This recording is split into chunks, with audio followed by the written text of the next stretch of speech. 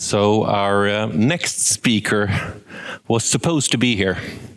On his way to the airport almost, he did find out, though, that Sweden, last Monday, a couple of days ago, stopped all incoming flights from the US.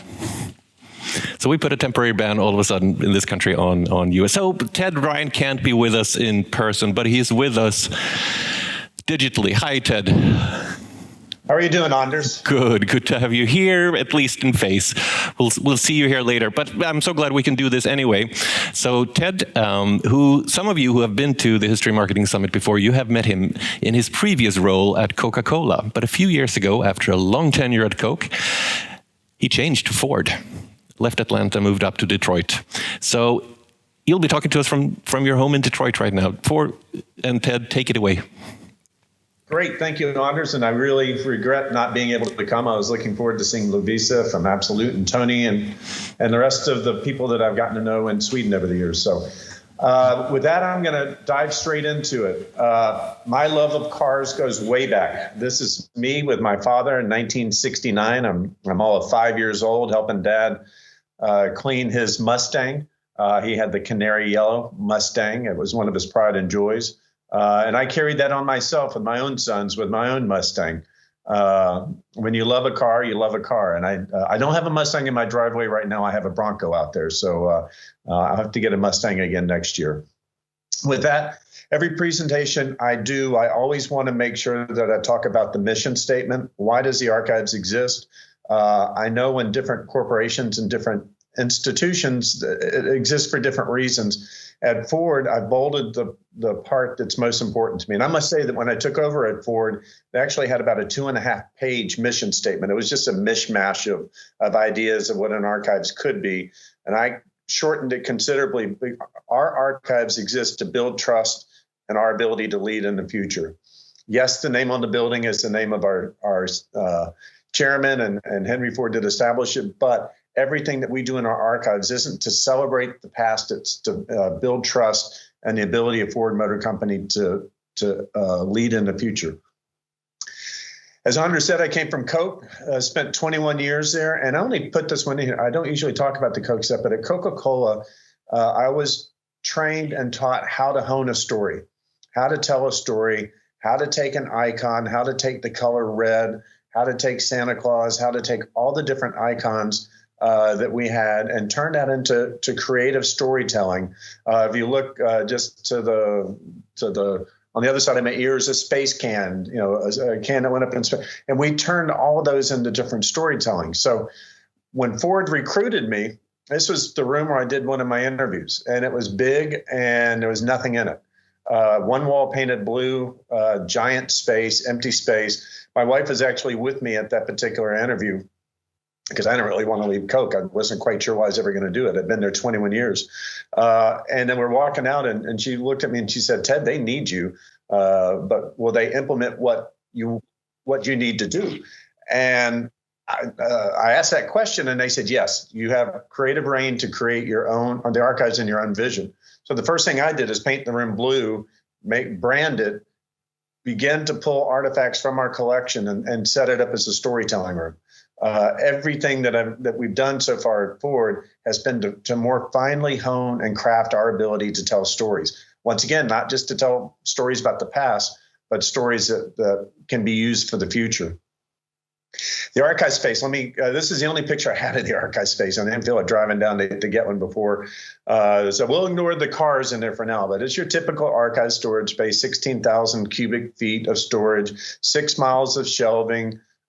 We have 3 coolers, one specialized for film negatives, one specialized for videotape, and one specialized for moving image film as well. I have a staff of 6 people. We field probably more than 1,500 requests a month from media, internal and external. We're closed to the public, but most of the media know how to get us anyway. And we do have an archives line that is open to the public that we will answer briefer questions. So we're constantly looking for new acquisitions within the company. We have more than 2 million negatives since I've gotten there. We've scanned about 300,000 of them. And hopefully this time next year, we'll have another 100,000 scanned, and then a new online system that we launched. So that's the background of what the archives, the functional archives is. With that, let me jump into a couple of examples of how we're used. Oh, I forgot this. Usually I don't put pictures of myself up there, but we work with so many groups that the team that pulled together, this is the inside front cover of Automotive News. Every month, Ford buys the inside front cover of Automotive News and does a full page ad on one of our associates from somewhere. It might be from engineering, might be from HR.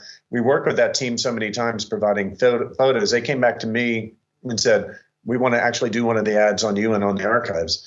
And I love the text. I should have done a second photo where you can see the text, but Ryan and his team are dedicated to innovation and documenting the past, a deep dive. And I love the tagline, history driving the future, because that's essentially our mission statement condensed down even further.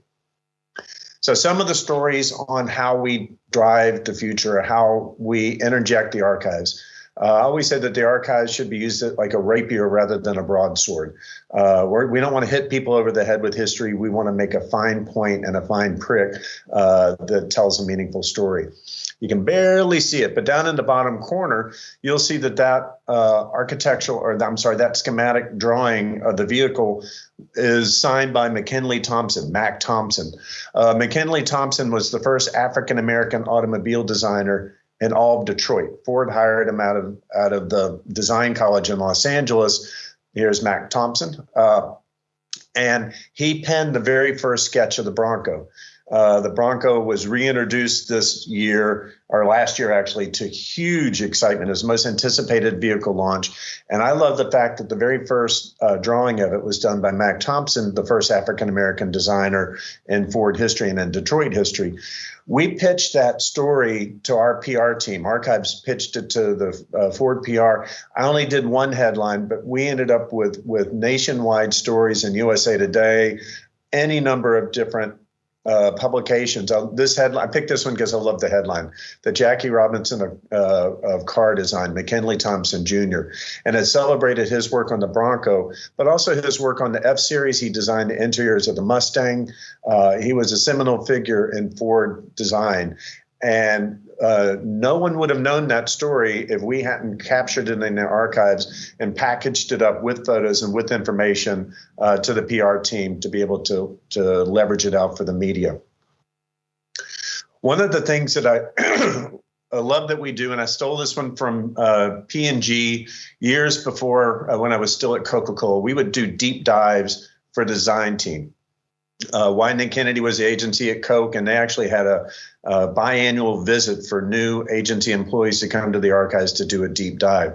Well, I began doing the same thing at Ford. This is the Bronco design team, and you can see we have product brochures. I didn't take a picture of the other table, but we have all the fabric samples. And if you're a designer, the ability to see every color, and we actually have the metal swatches that have all the colors. We had every color that every Bronco had been produced in on one of the tables for the designers not to go back and recreate a 1966 Bronco, but to have ideation for what could be done in the future. We also set up a table that had the documentary history of the Bronco.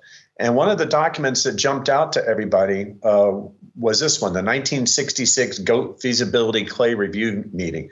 In this particular case, the GOAT, in America, you know it immediately as greatest of all time. That's what they call Michael Jordan and Tom Brady. But in this particular case, since Ford had already been building Jeeps, little known fact, and the Jeep people hate it, but Ford actually designed the body style of the Jeep, and we built more than 280,000 of them during World War II. And we were building the current military vehicle for the U.S. during Korea. So our designers were very familiar with military terms. GOAT means goes over any terrain.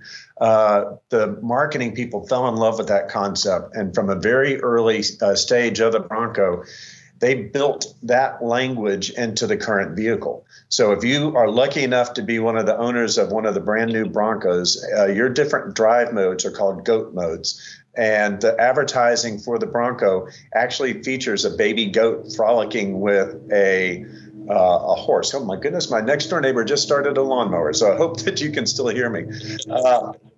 So we'll plow forward anyway. Actually, it's in my yard. So the goat mode, this is, as an archivist, this is one of the moments that you've got to be incredibly proud of, to see something plucked from your archives and brought into a current vehicle. The Bring Back Bronco podcast, if anybody is on Spotify, which I currently am, go check out this Bronco, Bring Back Bronco. It's an 8-part episode on how the Bronco went away in 1996 and yet remained within the people's conscious. People were demanding that the Bronco be brought back. And it details the group called the Bronco Underground, a group of Ford employees who fought for 25 plus years to bring back the Bronco. It's an 8-series podcast, and check it out on Spotify. It's fantastic. The other thing that we worked with, and this is one of the more unusual things I've ever done in my career, and I've had a lot of crazy things happen, is Imagine Entertainment, which is the group that is Ron Howard of Apollo 13. His production company actually approached Ford about creating a mockumentary a la Spinal Tap or one of A Mighty Wind on the Bronco, featuring a pitchman named John Bronco. They actually did produce it, and I'm going to show you the trailer for it. Hopefully show you the trailer. Oh, actually, the trailer is in a second. I forgot. This is Jake Szymanski of Brooklyn Nine-Nine and a couple of other crazy documentaries, actually setting up in our archives to film part of John Bronco, Walton Goggins and Tim Baltz. Who played the archivist. This is me, the Ford archivist, played by Tim Baltz, talking about the fictional character John Bronco. I wish you could see it in Sweden. Unfortunately, I don't think that you can on Hulu. I shared a link of it with Anders. It's 33 minutes, and it is really funny. This is Walton Goggins being filmed in the archives. You may recognize that big blue Ford logo that I had painted on the wall. They actually used it as a backdrop for filming in the archives. So here we go with the trailer. Steak and potatoes may feed my body, but a Bronco feeds my soul.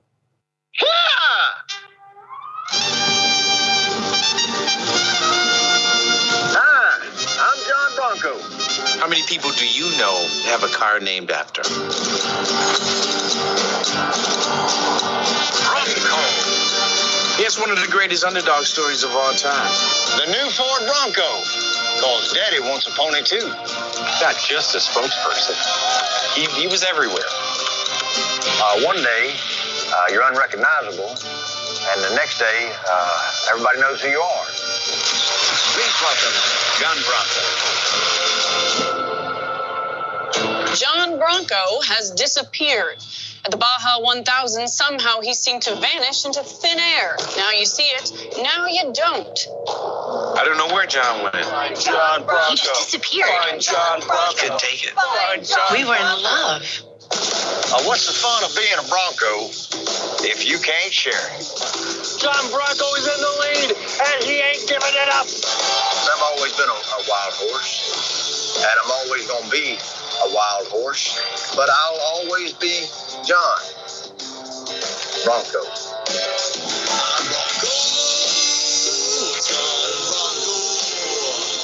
When people think of the Ford Bronco, like the one beside me right here, they will always think of one guy in particular. Me, John Bronco. Steak and potatoes. Hold on. I hope everybody got that allusion to O.J. Simpson with the white Bronco. This was so un-Ford-like to allow ourselves to poke fun at ourselves. But it was so much fun. And had I been able to go in person, I had arranged with Imagine Entertainment to have John Bronco stickers available for everybody. There's a scene in the movie where he says, "I don't catch Frisbee." So we turned that into a sticker. So I will try to send those to Anders down the road and see if he can't get them to at least some of y'all. The next thing I want to talk about is, what do you do when history happens to you? The tale of Ford versus Ferrari, from my viewpoint, is an interesting one. The movie was happening. They had approached Ford to have us support it. We didn't support the movie, but we did not support the movie. From a historical viewpoint, I like to say that the movie was an excellent work of fiction. In Europe, you probably knew it more as Le Mans '66. Matt Damon, Christian Bale, two A-list actors, fantastic racing scenes. It was not a documentary, let's put it that way. It took creative license with the history. I love based on the true story. Well, yeah, Ford did beat Ferrari in the long run, so yeah, that part was true. The rest of it was more entertainment. And one of the things that was good with that, so Ford beating Ferrari in 1966 was tremendous. Ford had not been in the racing business at all in 1964, and to come out of nowhere and within 3 short years develop the Ford GT to the point that it could take down the Master was an amazing story internally at Ford. One of the scenes, if you have seen the movie, that was particularly galling within Ford was this scene where Carroll Shelby took Henry Ford II for a ride in the GT and made him cry. And it was only galling because it was so far from the truth. This is the actual meeting. It was a scheduled board meeting. They didn't lock Ken Miles and Leo Beebe up in a room. It was a scheduled board meeting, and all of the board members, including Henry Ford, were taken on a ride in the Ford GT, ironically not by Carroll Shelby, but by Ken Miles, who Ford Motor Company greatly respected. And I know in the movie it depicts him as Ford doesn't like the guy, but no, actually we did. And he was instrumental in the GT program, and everyone knew it. He also did race in 1965 when the movie had him sitting in the garage. But I digress. I'm not going to take apart the movie point by point. And it is a good movie. I was talking with one of the Ford Entertainment people the other day. He said, it's really an exciting movie with great race scenes. So what do you do? So at Ford, we created the idea of telling the story behind the story. So the movie's going to come out, and we don't want Ford to be in the position of saying, go see the movie Ford doesn't want you to see. Go see it. That's fine. But what we wanted to do is make sure we got the real story out. So we took my archive storage space, or my archives exhibit space, and we created an exhibit. We invited the media to it. We had over 50 media from all the prominent publications, Car and Driver, Consumer Reports, A.J. Bain from the Wall Street Journal. What you see is on my left. I don't know if it's on yours. In front of the hook on the F is the actual contract, a copy of the contract that was on Enzo Ferrari's desk when he decided to not allow the purchase by Ford. And on the right, that blue sheet of paper is the official memorandum. Ford always, anything on blue means it's official and from an executive vice president or higher, announcing the cessation of the negotiations with Ferrari, that we were going to back out of the deal. And we set up this exhibit, had over 50 media attend. And what we got out of it was, when the movie did come out, we did this about a week before the movie, most of the stories, most of the headlines were about the movie, which was fine. But then a lot of publications like USA Today, like the various automotive media, all had stories about, okay, what really happened at Ford versus Ferrari, where our viewpoint came out. And part of the reason was we had never released most of these documents. The media world had no idea that we had the contract, or that they could sit there and read the contract that was on Enzo Ferrari's desk. So when you pull items out of your archives that are never seen before and highlight them, it changes the way that you are viewed, and it changes the way that the story is viewed. The pictures that you see on the background right there were, once again, those were automotive clays of what the GT was going to look like, and those had never been released before. We ended up getting a ton of great media out of it. The last thing I'm going to talk about, and then show another sort of longish video, excuse the length of the video, but I think it's a really good one, is the GT. We currently have the GT program. What you see on the screen right now is the number 98 Heritage GT. I'm wearing my 98 Heritage GT shirt. Another lesson I took from Coke is everything communicates, even to what you wear. So you always wear a branded shirt that matched what your topic or story was going to be. This is the Ken Miles Heritage GT, and we did this in response to Ford versus Ferrari. So after the movie came out, we revealed the number 98 GT, which was homage to the one that Ken Miles raced in Daytona in 1966. It had the same beautiful color and the same pattern. And I'm going to show the video that will talk a little bit more about why and how that vehicle was chosen. Things seem to be going well for the Ford team. Come to Daytona to see what Detroit's best can do. Ford number 1. The checkered flag.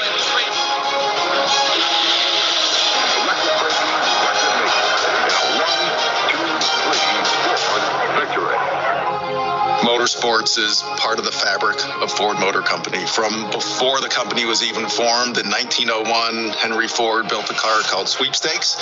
He ran it in a race here in Michigan, won the race, and from that, the winnings and the notoriety ultimately led to the formation of Ford Motor Company.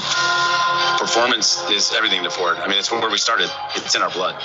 We go racing not just to race, but we go racing to develop new technology and then bring it back and put it in cars that we ultimately put in people's driveway. Now it's upon them, racing for the flag in the 24-hour Daytona Continental. You don't have a Le Mans victory in '66, which was the triumph Henry Ford II wanted, unless you had the stepping stone, which is Daytona. And all you had more than 60 entries willing to test their mettle against each other. Between 1965 and 1966, Ford redeveloped a new vehicle called the Gt40 Mark II. We did a lot of testing to really shake down the car, deal with the reliability issues. Anxious team leader Shelby looks for the latest situation. All of this testing is done at Shelby American under the careful eye of Bill Remington and Ken Miles. What he really enjoyed was trying to make things better than they were. So I think he got a great deal of enjoyment out of improving race cars and building them. Miles takes the lead as they thunder toward the second go-round on the infield. When you go to Daytona, it's colossal. You go to bed and they're racing, and you wake up and they're still racing. Lights flash every which way. It's really a spectacle. When you dig into the story of our 1966 Daytona win, it's equally as incredible as the Le Mans race. Ruby mounts up for the final stint and gets away with a 9-lap lead. Ken Miles and Lloyd Ruby won by 30 miles. It was the first time anybody had ever challenged Ferrari's supremacy in sports car racing. Ken Miles and Lloyd Ruby take the checkers. Well, I think once you got to the point where they won Daytona, you think, okay, we're going to go and we're going to take care of Ferrari on our own terms. And here's the thing. Is this the kind of team that can win at Le Mans? I think this is a team that's going to win at Le Mans. Le Mans may have been the celebration party for Ford, but Daytona was the coming out party when you take first, second, and third. America's bid to unseat Ferrari from the World Road Racing throne is off to a triumphant start. We chose the 66 Daytona car as inspiration for the new Heritage Edition because it's really a turning point in the program of the Ford GT. The 1966 Daytona winner. It's pretty graphic. Violently painted Ford Mark II prototype. That's what was really inspiring for us to put on this 21 Heritage vehicle. You've got the frozen white exterior color, but you also have the asymmetrical graphic. And you actually have it on the spoiler. You only see that race red when you hit the right speed. And on the interior, we put the Alcantara seats on, so when you're sitting in that seat, you're gripped to that seat. You have your Alcantara steering wheel, you're gripping to that steering wheel. The new Ford GT definitely makes a statement as an experience that I think people will remember. I think Ken Miles would love this new car. I think that he'd love the beauty of it, the engineering that's gone into it. I think that he would find ways that he can improve it. I think he'd take it out on the track, but that's what drives Ford performance. We've got a great car. How can we make it a little bit better? The Ford GT is one of the most iconic stories in all of motorsports. Well, of course, there's a sense of pride there, yeah. Remembrance that my father had something to do with the program. It ties the people that are buying the car today back to that history, so they feel like they're a part of that.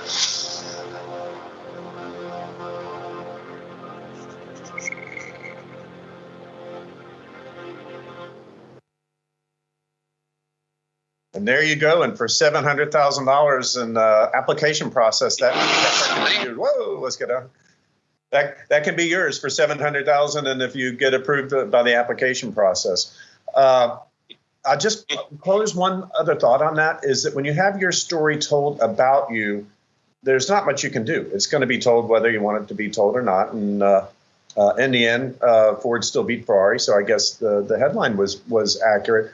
But the things that we did in reaction, setting up the true story in the archives, and then with this video, we engaged with Peter Miles, Ken Miles' son, who in the movie is depicted as not a fan of Ford. He is a fan of Ford. He was a fan of Ford, and to have him speaking about his father and to do what we did, I think was a fantastic project.